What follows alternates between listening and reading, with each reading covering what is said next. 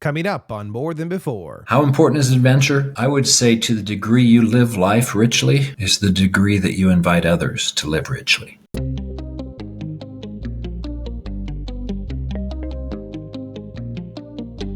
This is More Than Before with Nathan Cook. Hey everyone, welcome back. My guest today is an executive coach, has been for over 30 years. He has a passion for helping men who want to be rock star husbands, fathers, and leaders to their teams.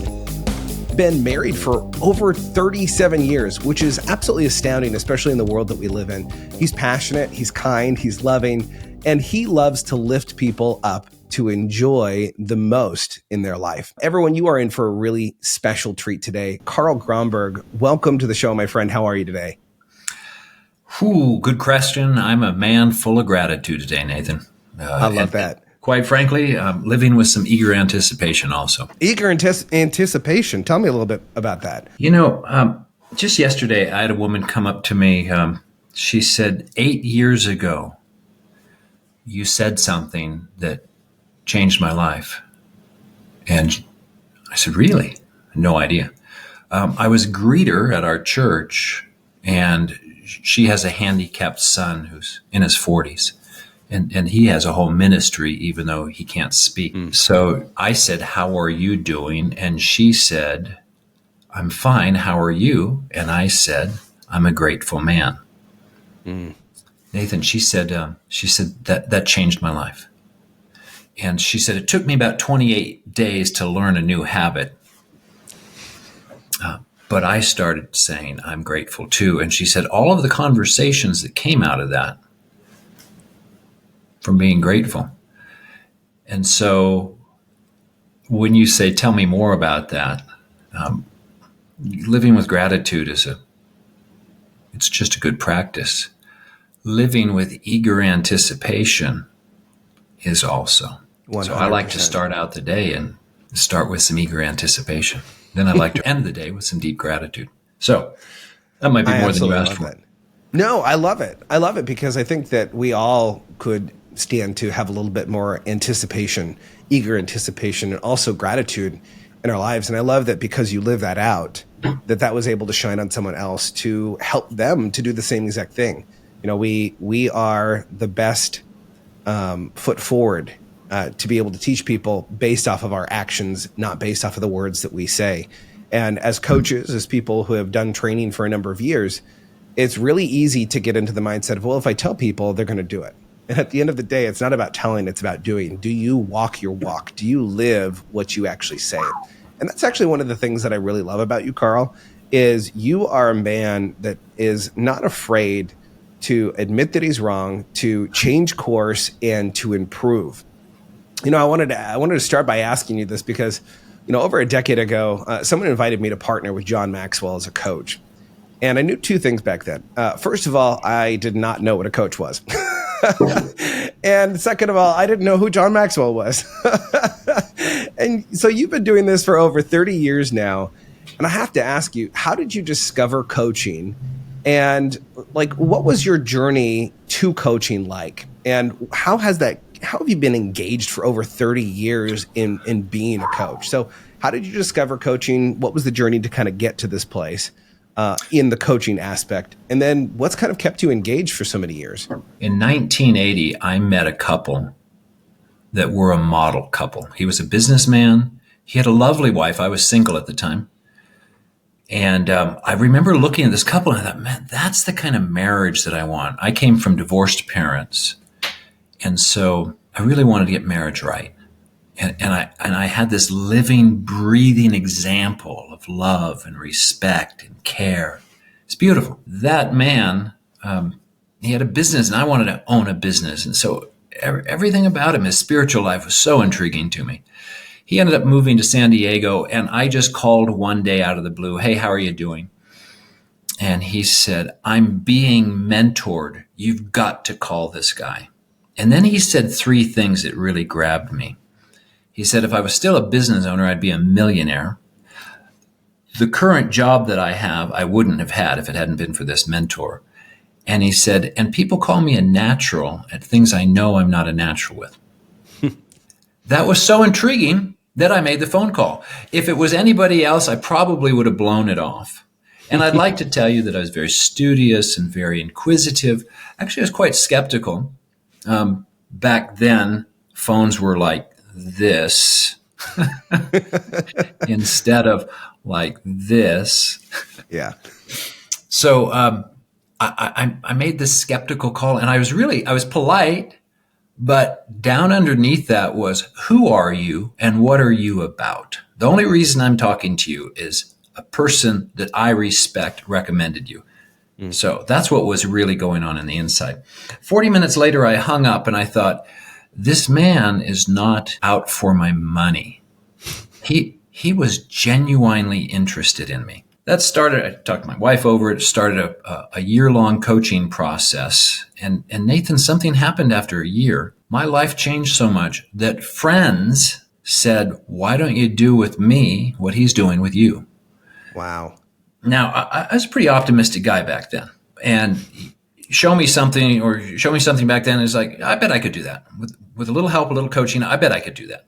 When this friend said, why don't you do with me what Alex Goodman is doing with you? I just said, sorry, I can't. There's no way. I just don't have the wisdom that Alex has. So I told Alex that in our coaching session. And he said, sure you can. He said, first of all, I'll coach you on how to coach him. And he said, and as long as you're 2 weeks ahead of him, he'll think you know everything. So that's what started it. That one person became a coaching client. And then there were 3 more. I was in finance at the time. And so I just reached out to my client base and offered an introductory, call it session. And here I am 30 years later. What makes me do it? Somebody challenged me on this just last week. He goes, what's your deepest motivation? And I said, it's the fist pumping yes. So I hang up from a phone call, and with great exuberance, which I would say 8.5 years, I set myself a record of doing 70 miles an hour on the ski slopes. What was more exciting than the 70 miles an hour was that I was invited by my adult daughter to ski with her every week. Wow. But I'll still say 70 miles an hour for me is very exhilarating. and it's the fist pumping yes. So oftentimes I hang up with coaching clients and I'm watching them grow. I'm watching them transform. And that's a fist pumping yes. Now, you grew up in California, if I'm not mistaken. You actually never left California, it seems like. But so you grew up in Novato, California, which is, 25 miles north of San Francisco. Is that right? Yeah, right to my door. Right to your door. I mean, that's pretty amazing. You must have done all the steps so you could calculate that.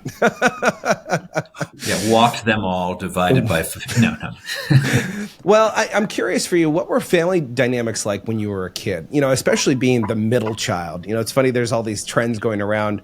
You show the 3 children, and the first one is the first child that's, gets all the attention, and then it shoots to the second child, and like halfway through the child's sentence or whatever they're doing, it cuts away to the third child. And so it's kind of this joke almost, but there is a little bit of reality to it that the middle child kind of gets forgotten sometimes. I'm curious, what was life like for you growing up as a child, as the middle child?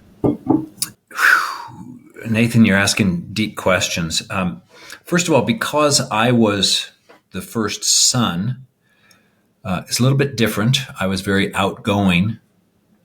I knew I couldn't measure up to my sister because she was compliant and she did real well in school. She was an A student. I was a BC student.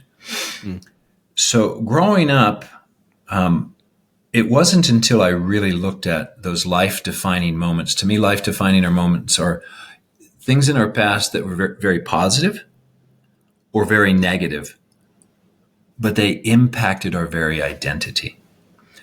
So if you'd asked me when I was in my young 20s, I would have said I grew up in a pretty average, loving home. And I can name some really great things about my parents. They loved me well, but they were also human and they weren't perfect.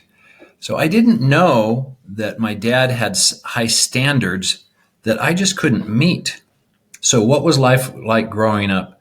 Well, it was great and it was horrible. Now, how can I say that? Well, I've got great memories of, riding on my father's back, playing horsey in the hallway, and a belt around his chest, and how fun that was. And the fact that we didn't have a tree house because we didn't have a tree. That didn't stop my dad. So we had a telephone pole house. Now that's pretty cool when you're growing up to have a telephone pole house. And we could climb up there and pull up the rope ladder and nobody could get up there. So there were lots of wonderful things and adventures, 5-week vacations of water skiing, so lots of adventures. I'm very grateful for my father to this day, causing me to look at life as an adventure.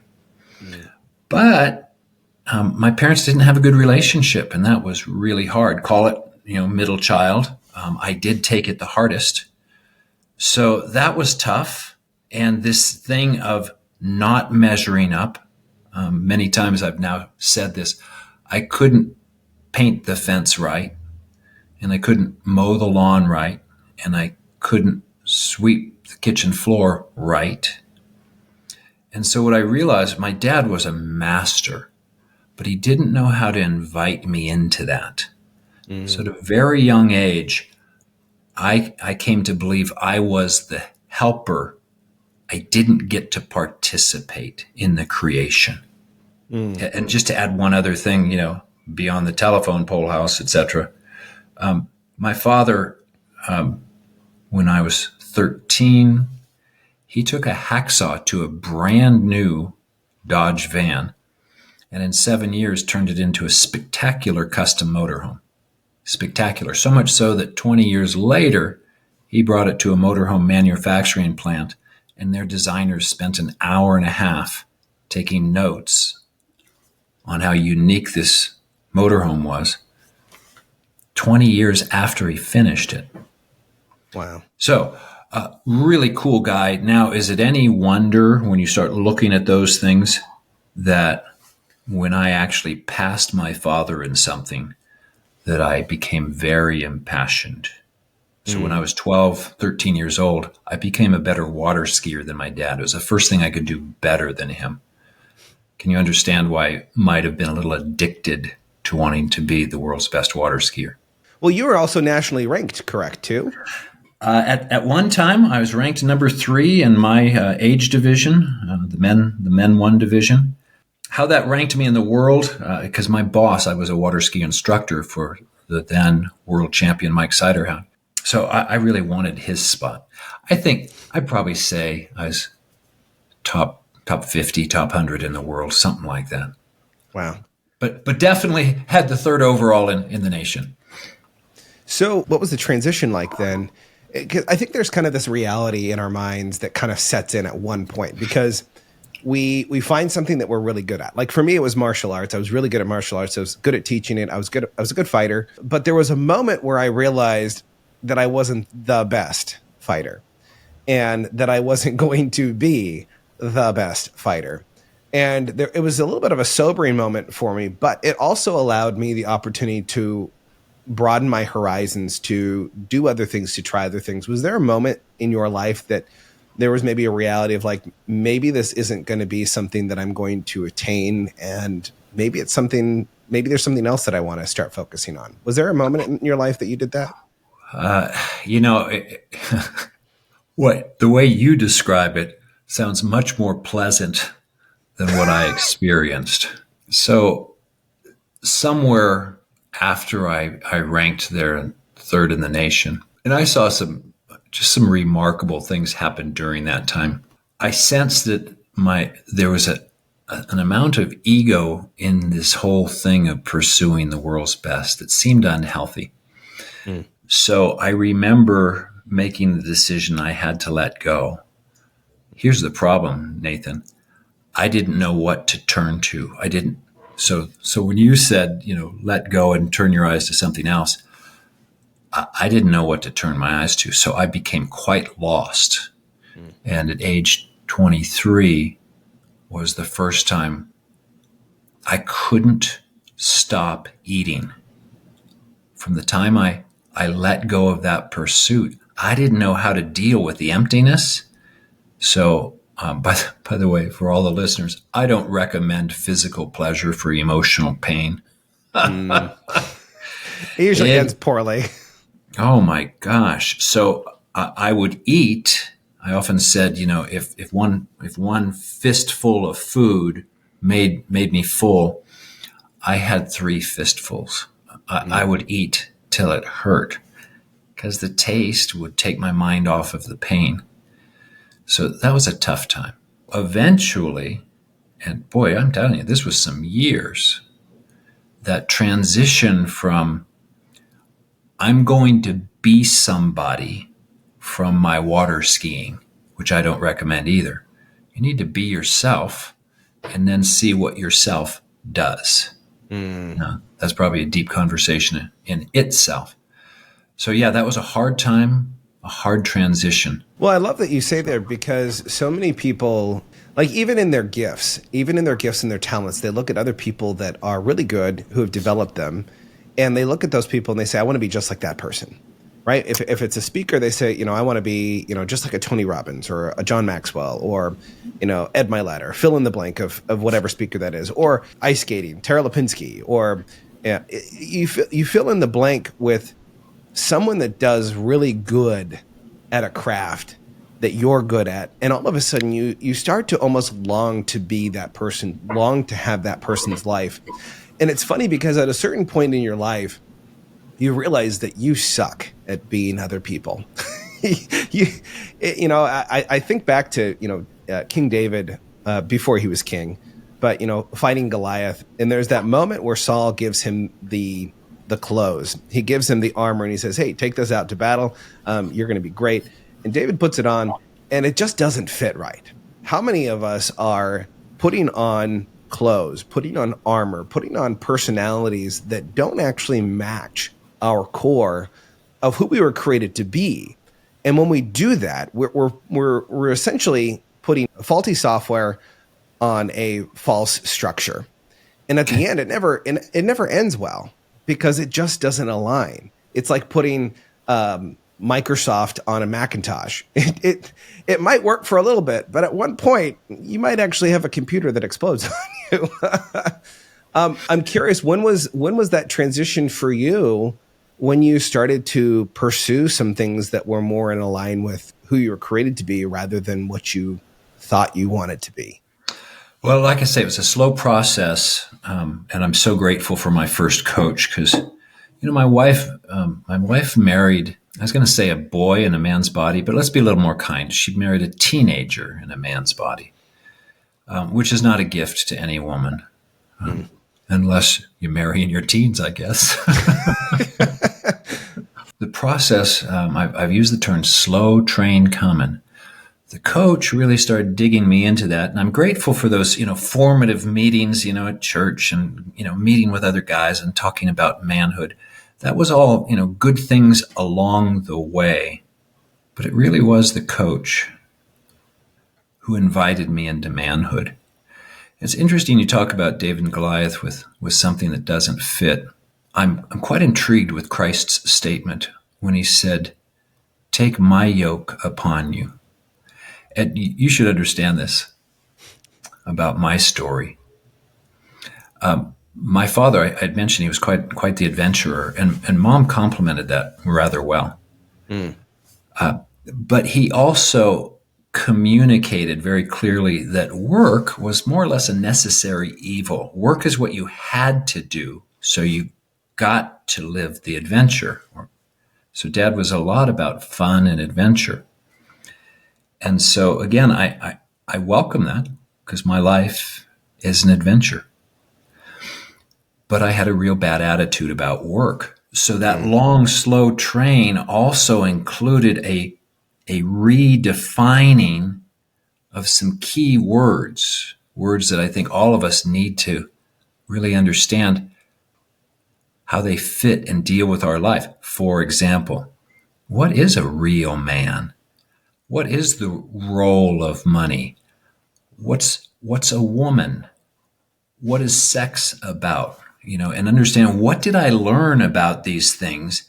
And did I really learn the truth? Do I have any purpose? These are things to really wrestle with. What about death? The last time I checked, Nathan, you could confirm this with me, with the data that you have at your hands. Last time I checked, the death rate seems to be hovering right at about 100%. Yeah. Is that something you validated? Yeah, I'm pretty sure every person that I've come in contact will die at one point.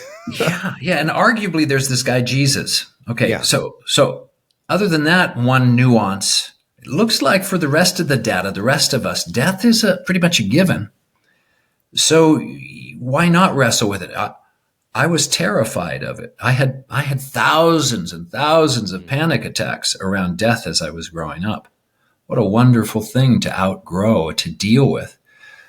So this idea of putting on something that fits and something that doesn't fit, I didn't want to work. I just wanted to play and have adventures the rest of my life. Also not a gift to a spouse. Not a gift. So what's fun is to see when you really start taking hold of true meanings. I love the fact that there's another place in Scripture that says we are his workmanship. We're created for good works. So going back to the words of Jesus when he said, take my yoke upon you. Well, my attitude about work has so changed that I find myself thinking, a yoke is what you hook, oxen to so they can work. And I find myself thinking about the yoke that we're designed for. And Nathan, when we put that baby on, we start going, yeah, custom fit for me. I can really get some stuff done now. And so whether I'm strapping on a new water ski and go, I'm going to really do something with this, or maybe I happen to have a real affinity for power and speed. I like to sit in a really hot car because I can do something with a really hot car. So much like our own work, when we understand the work that we're designed for, well, now I'm back to the fist pumping yes. And I love that so much because I think so many people, they're like in a Ferrari. Their life is a Ferrari, but they're treating their Ferrari like a jet ski. It just doesn't work. There are certain things that you are built for. And when you understand those things, your world truly does open up. I love that you brought up your marriage and your wife. Like I said earlier, 37 years, that's nothing to blink at. It's a feat in itself. I think we live in a culture today, a society that has forgotten the importance of working on their marriage, that it takes effort. It's almost assumed nowadays that if you find the right person, there will be no struggles. You won't have difficulties. Everything will just be a nice breeze. And I think that's why divorce rates are so high. We have disillusioned ourselves into thinking that any relationship is easy.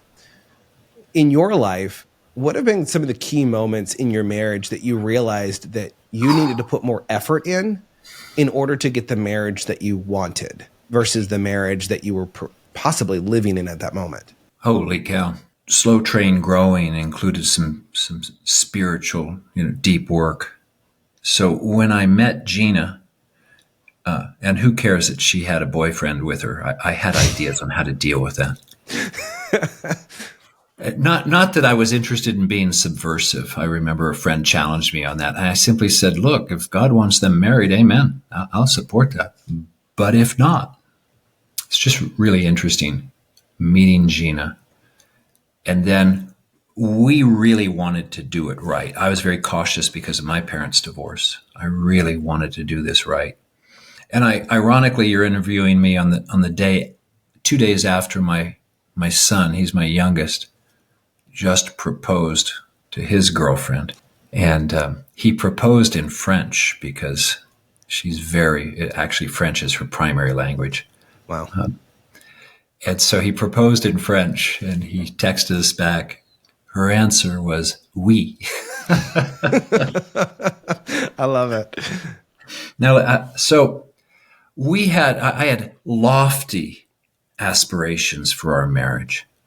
And when you talk about defining moments, I'm going to tell you our wedding was a pretty spectacular day, and our first day together, then off to our honeymoon. And it was pretty glorious. And I had great aspirations, after my parents' failure in marriage, that we were going to do it right. Well, there's some certain self-righteousness in there that I don't recommend. I can still remember about 18 months into our marriage, we were at a marriage class that, quite frankly, I thought I should be leading. My confidence level was beyond what it should have been, over the top. So in that group, they said, graph the time that you've known each other, and graph what it was like the day you met and on your wedding. And, they broke it into some different points. So for us, it had only been 18 months. So I did 6-month increments on my graph. And the day I met her and our wedding day was an absolute 10. And then in that 18 months, the honeymoon had worn off a little bit. And so I was down to a solid 9.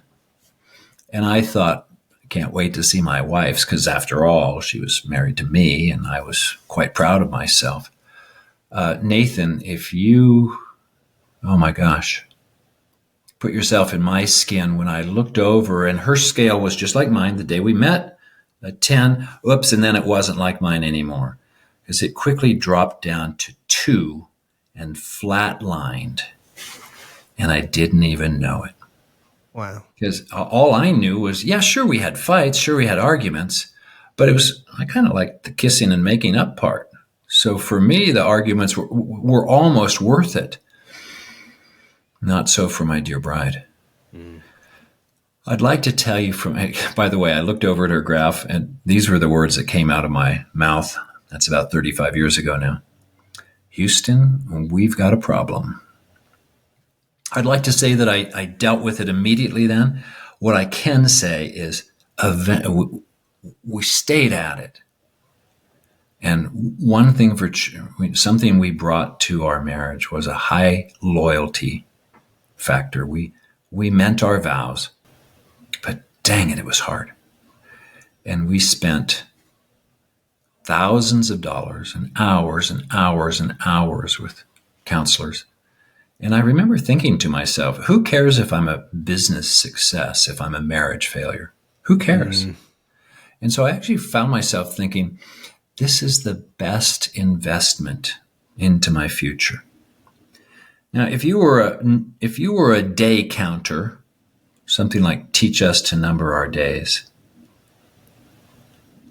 I've been married, give or take a few, 13,570 days. That's 37 years plus change. 13,570. And those days had some hard times. And it's been so worth it. We now have grandkids. And I've experienced things that I just never dreamed of. And that is, for example, I have sons-in-law who actually, they enjoy me. We have guys trips together. This upcoming eclipse, we'll be doing that together. I just didn't dream that. My son's girlfriend flew out to spend a few days with us last Thanksgiving just because she wanted to be with us. I would have never imagined that my children's adult significant others would enjoy us that much. So when you say what were some of the waypoints along the way, that I'm just giving you a few of them. Today I'm living with a satisfaction that's up there. Well, I love that because there was something in your story that kind of I really resonate with, because there was a certain point in my marriage when I was like, oh yeah, we're doing great, things are fine. We didn't have the scale like the graphs like you guys had, but there was a moment I came back from an event that I was at, and it was just cats and dogs. We were just at each other. I just don't know how we got to that point. And I remember thinking to myself, I don't understand why she's so selfish. Why is she like this? And there was a moment where the mirror was turned on myself, where I realized for the past number of years, since the beginning of our relationship, really, that I was the selfish one, that I was the one who thought I knew everything. And there truly is something to be said about being the learner versus always being the teacher. In fact, last night as I was thinking about our conversation today, I couldn't sleep. I was in bed early and 9:00, and all of a sudden midnight rolls around and I just can't sleep. And I woke up and I walked downstairs and I started to kind of write. And I haven't written in my journal for probably a couple weeks. And so I started to write. And this piece kind of came out of, am I trying to know everything or am I trying to learn everything? There's a very stark difference between the person that shows up and wants to learn and wants to help versus the person who shows up and has everything together and wants to be the light, I guess you could say. That really resonated with me because I think so many people are more focused on looking good and having all the answers than being willing to sit at someone else's feet and say, I don't have the answers, teach me. I think what's really interesting, this kind of adventure piece to your life. You had adventures when you were a kid. You have adventures now as an adult. I saw not too long ago, you had pictures of you snow swimming. I was kind of jealous. And you've had some incredible adventures. I believe in Paraguay. You were going to Paraguay and you stopped off to drive a boat, a ship through the locks of Panama, which is really funny because I think we were probably there around the same time. And at that time, we didn't really know each other. But I'm curious, what is the importance of making your life an adventure? Because so many people today, they wake up, they're going through the grind to their job, they come home and they look at their family as an obligation, and life is not an adventure anymore to them. Life is just a mundane thing that they feel like they have to get through to get to the end of the day, to get to the weekend, to get to the next family vacation or boys trip or whatever it is. How important is it to create adventure consistently within your life rather than trying to wait for the big pinnacle moments of, hiking up Mount Everest or, Machu Picchu or fill in the blank? How important is it in your own life to create adventure versus waiting for adventure to find you? Nathan, for me, it's crucial. And here's why. When you're a father of young kids, they pretty much do what you say. If they don't, you might There's a consequence. give them some sort of discipline. But when children become a teenager, and think about your own teen years, I certainly remember mine, we pretty much have made our decisions. If you're not living the kind of life that people are attracted to, including your own children, they will find reasons to not visit you. Disclaimer, jerk alert. I was way too strict with my kids. And the only reason why my children want to spend time with me is because I finally realized that it was all about me and how I looked, how the Gronberg family looked. I think you'll understand how the Gronberg family looked. Damn it. Not very loving, is it? Very manipulative. So my children suffered with that. The only reason I have a rich relationship with them is I realized what a jerk I was, and they were all very gracious to forgive me. Those were tearful moments, very tearful moments. So when my son-in-law was, by the way, I'm now living in Colorado, Loveland right now. Some friends of mine who said, yeah, you can stay at our house. Why would my son-in-law drive 2 hours just to visit us unless he wanted to? So why is my daughter flying out this Friday with her two kids to hang out with us for 10 days? Unless she wanted to. So living the adventure, whatever adventure you create, and it doesn't have to be big. You don't need Everest. I remember just looking out my front door 25 miles north of California thinking, I want to see if I can jog to the top of that mountain. Well, that was my Everest. And can I run nonstop?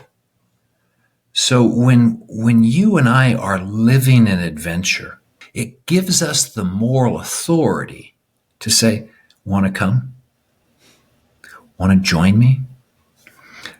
Hardly 20 miles from where I'm seated right now, a decade and a half ago, my son and I were hiking up in the headwaters of the Colorado River in the Rocky Mountain National Park.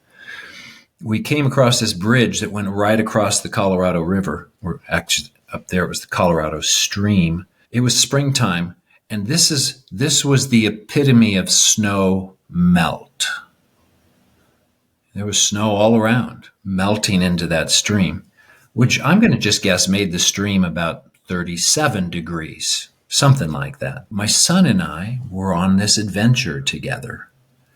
And when we got on the bridge, we looked down and said, let's go. We jumped in that ice cold water in over our heads and came out, and not to be sexist, but I think you'd understand, we screamed like girls. Something how that water affected us, raised our voices. You know, it was fun. Not only do my son and I laugh at that adventure, but do you know, within a half an hour of jumping into that water, I remember looking up and some people were on the bridge that we had been on, and they said, "Are you crazy?" And I said, "Possibly, but you ought to come try this." So notice the attempted assault on identity. We could go have a whole conversation about that.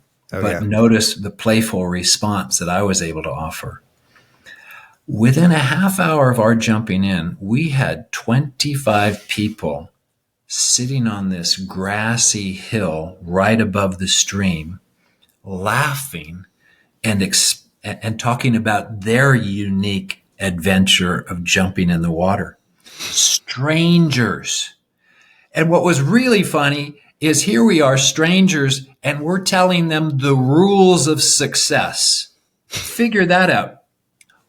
We had the audacity to set up a rule and say, it doesn't count unless you go in over your head. So do you know, every single person jumped in over their head. And so notice there was the invitation between my son and I, come on, let's go live this adventure, and how it rippled out to perfect strangers. And I use this term, this question, what is your invitation? You know, I work mostly with business owners and leaders. And I ask, what do people get when you hire them? Most leaders think, well, I'm going to pay you a reasonable wage and you'll get this time off and these kind of benefits. And my thought is, oh, you have much more to offer your employees than that. So how important is adventure? I would say to the degree you live life richly is the degree that you invite others to live richly. I love that. I love that rule, and I think that rule should be a standard across every area of life.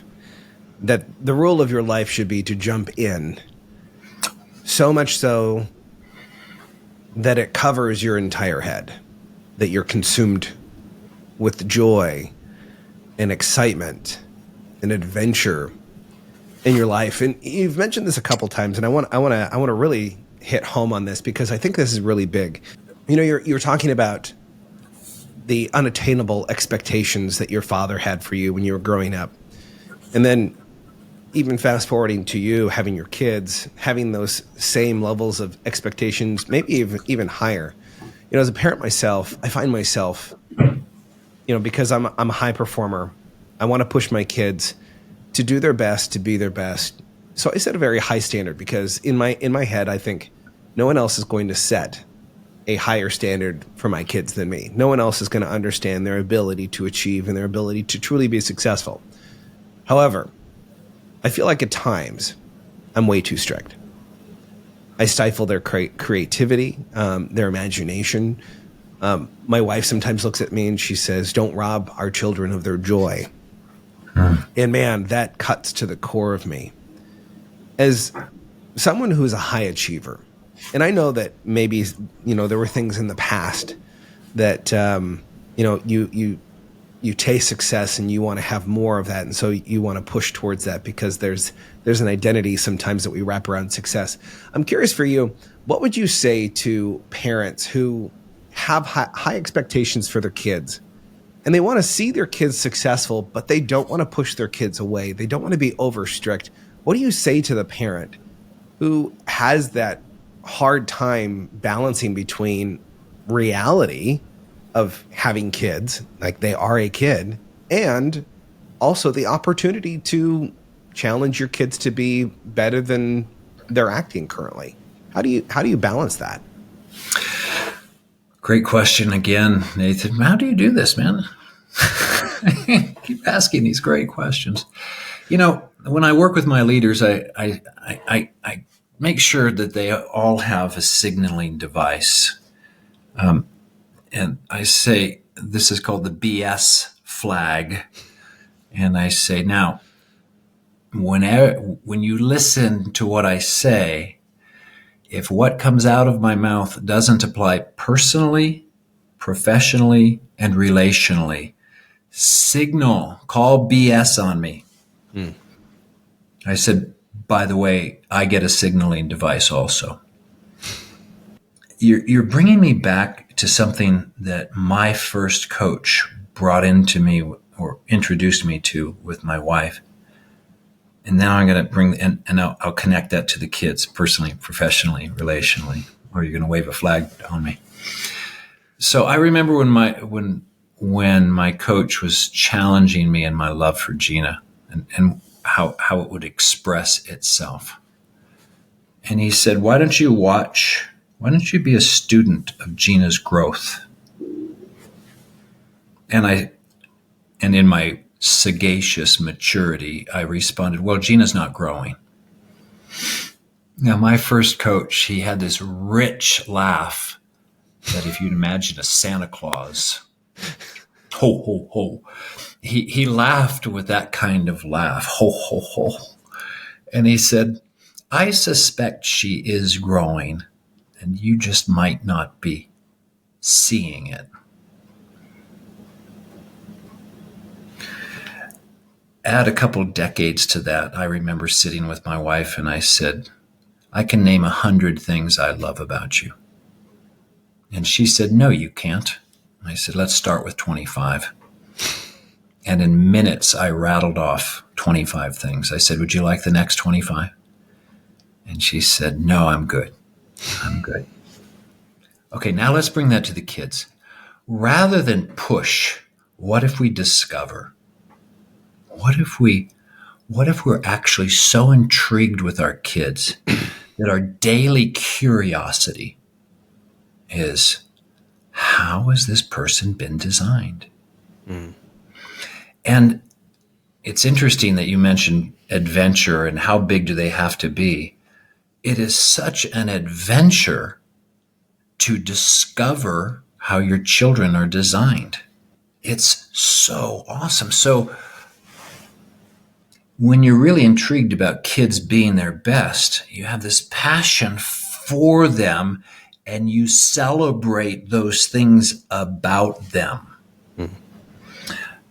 Recently, I told you that my son is now engaged. Last year, while the men were together on a little adventure, that's when my son said, I'm thinking of joining the Marine Corps.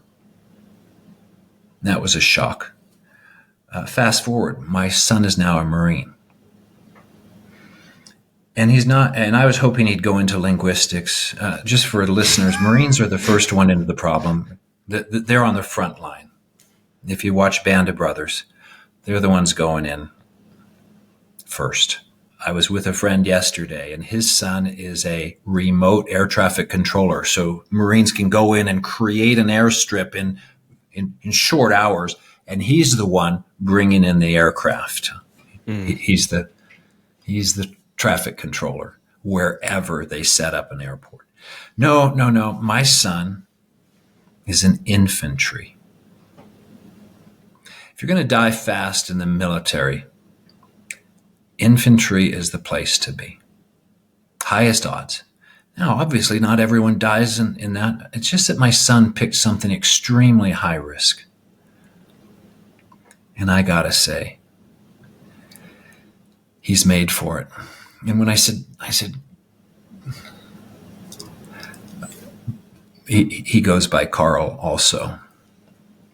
So I said, Carl, why'd you pick infantry? And he said, Dad, these are my men. What am I going to do with that except support my son? Now, has he signed up for an adventure? Dear God Almighty. I love that you say to study your kids. You know, it's funny because when our kids are born, when you're holding them, you know, if you're not a parent yet, by the way, listening, when you do have kids, if you ever have the privilege of having your own kids, there's a moment when you hold your kids where you go, holy Toledo, I have no idea what I'm doing. Yeah. And then you fast forward a number of years. You know, we're only in year 5 right now. My daughter turns 5 here pretty soon. And it's funny because I look at her and I go, I have no idea what I'm doing. But here's the thing. Your kids may not come with an owner's manual, but you have the opportunity to write the owner's manual for them. You have an opportunity to study them, to learn them, to know them, to embolden them to be all that they were created to be, give them confidence, give them steady footsteps to go in the direction where they will be successful. And I love that you talk about this piece of studying how your kids are designed. And I'm not even going to just say kids. I think we all need to study how our kids are designed, how our spouses are designed. We need to study our people that we work with, how they're designed. That's what I love about Carl is so good at studying people and their original design and helping them to live that out. To that, I'd want to add, there's probably a correlation to the degree that we study ourselves. To the degree we study ourselves is probably the degree we study others. This morning I woke up with a new intrigue. People like to diminish feelings and just do the right thing. Think of David Goggins, just do it, so to speak. I don't know him real well, but who cares how you feel? But look at people who have unhealthy habits. And I probably have a PhD in unhealthy habits, an honorary one. And I found myself thinking today, it's feelings are vehicles. And my latest intrigue in understanding my own self is I wonder if I can master negative feelings. Think of I'll just speak for myself. When am I prone to do unhealthy things? When I'm mad, when I'm lonely, when I'm hungry, when I'm tired. Mm-hmm. And so why not use those negative emotions to be vehicles that cause you to make healthier choices in times of weakness? Now that takes some intentionality towards our own self. So that's why I just want to bring that up. Once I started thinking about what causes me to grow, it gave me the capacity to be curious about how others grow. I've just seen that correlation over some decades now. Well, and it's so true. And I love that you hit on that because so many of us are not aware, right? And not only that, but we have we want to be able to lead other people. We want to be able to lead our kids and our spouses. And at the end of the day, if you're not doing the research, the internal research, the looking in the mirror and going, who am I? How are you ever going to take anyone else down that road? And I absolutely love that. Like, you are just a wealth of knowledge, Carl. I love that about you. It's because I'm an old guy.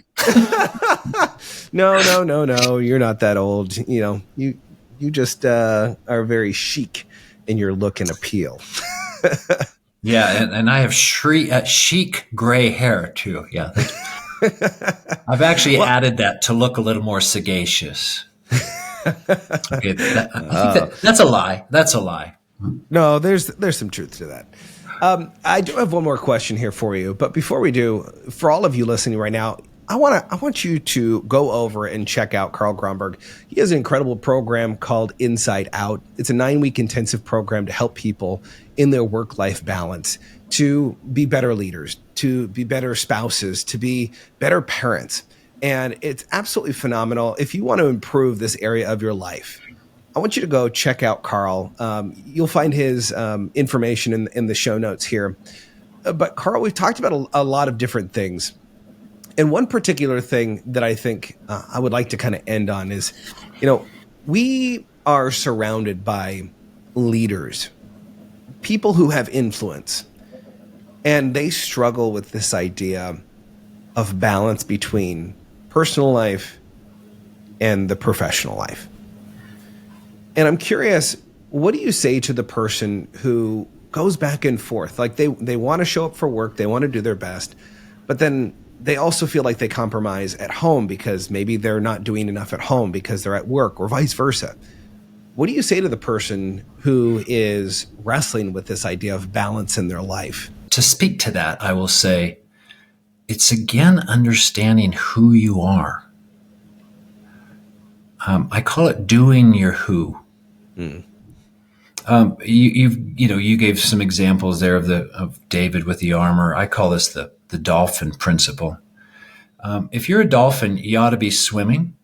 Maybe you're interested in seeing how quick you could swim from my part of the woods, or old part of the woods, from the Golden Gate Bridge to Hawaii. I wonder how quickly I can do that. If you're a mountain goat, it sucks to try and do what a dolphin does. Mountain goats could be very interested. Right in my backyard here are 57 14,000-foot peaks. It's a mountain goat's paradise.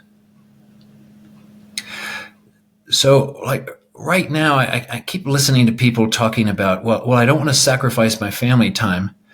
But think of John Glenn when he said to his kids the day before he was going to be shot up into space, he said, "Kids, I could die, but I want you to understand, first of all, you're going to be safe with your mom, but this is my purpose, is to advance the knowledge of humankind." So right now, as I work to be who I'm designed to be, and I'm called, I spoke a vow to Gina to love her well. I've been a guest to my hosts here for 5 days. I'll be here 2 more days. It's good for me to have some time alone. They actually left yesterday in the house. They said, "It's all yours, Carl." Well, part of this is for me, but part of it is for Gina, because she's an introvert. She likes time alone. As I've been doing this, a young man, he's not my target audience, but we were working out, and he was going to interview, and I said, "If you'd like, I can give you a couple principles. You don't have to worry about what you say. You have to be more worried about who you are. And if you're grounded in who you are, what you say will be a natural." Well, he got the job. He took me out to coffee, wanted to thank me. And I said, "You're not my client. Clients have to pay me, and clients have to be on the call at 10 a.m. and engage with me for an hour and a half, and I give them my total focus." I said, "You're not a client. You're a friend. You don't have to pay." And then he said something, Nathan. He said, "Well, could I be your client? Can I pay you?" And he threw me for such a loop. I said, my gosh, I've just given you I've just offered everything free. Clients get more of me. I was just so sad. I said, boy, you really threw me. Let me get back to you. So I have a son-in-law who went through my program. He's working 50 to 60 hours a week, and now he works 15 to 20. And he's more productive than ever. And his boss loves what he's doing. And his boss just said, hey, I'm moving out of the company.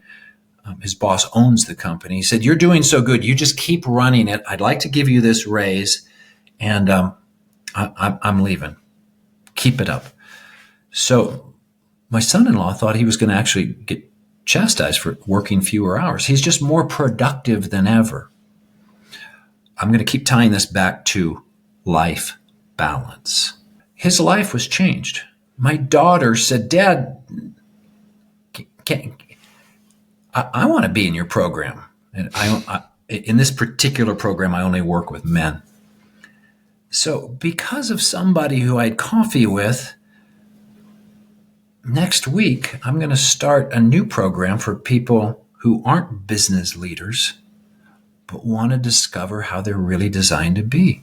And my daughter is going to be in the program because she wants to be. And she said, Dad, I've experienced Inside Out change my life personally, professionally, and relationally. It changed my husband so much. Now, I listened to her say that. I thought, man, I should record this. Can you repeat that, please? It's just so funny. And she wants to be in this thing. And we had the most tender conversation about it just 2 days ago. And I just texted her today. I said, hey, we're going to go forward with this program. She goes, great. Now let's plug that into life balance.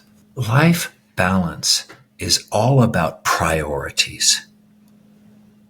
So for one person, they might have to really sacrifice. They might choose to really cut back and work because their family really needs them. Good call. Somebody else might be actually worshiping their family. I made the mistake early in our marriage of putting Gina on a pedestal. She never asked for it, and it's unhealthy. Love, yes. Worship, no. Yeah. So, and I want to be careful. Pedestals can cause worship. I can't say I worship Gina, but she wanted to come alongside me, not be above me. So the deeper answer of life balance is really understanding your priorities. Someone might say, Carl, you're at retirement age.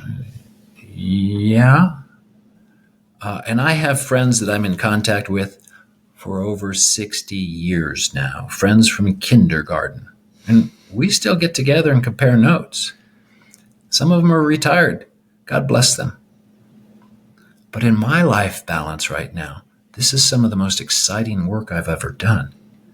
So that, to me, the answer to that question is, do you understand who you are and what you're designed for?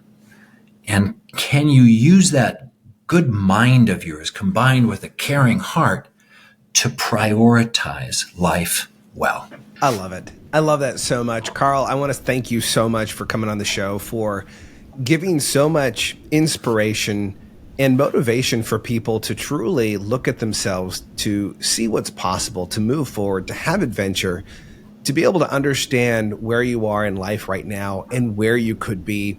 I do want to encourage all of you, go check out Carl, follow him, reach out to him if you would like to grow areas of your life. Specifically, if you're a guy and you want to have a rock solid marriage, if you want to have a rock solid relationship with your employees to build them up, if you want to live life with adventure, reach out to Carl, because I know in my heart, I know just by knowing you for a number of years that you are the real deal, my friend.